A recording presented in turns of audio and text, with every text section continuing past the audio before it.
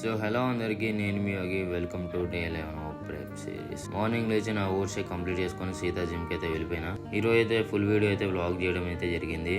ఎందుకంటే ఈరోజు మా కోచ్ చక్రి అన్న, దేవన్న, వంశన్న అయితే అందరం అయితే ఈరోజు మా జిమ్ లో అయితే వర్కౌట్ చేయడం జరుగుతుంది. అసలు మస్తు హ్యాపీగా ఉంది. అసలు కోచ్ తోని మొన్న నేను అక్కడికి వెళ్ళి చేయడము, ఈ రోజు కోచే నా కోసం 7 వరకు వచ్చారు వీళ్ళందరూ కలిసి. షోల్డర్స్ వర్కౌట్ కూడా ఒక రేంజ్ లో చేయించాడు మా అన్న అయితే.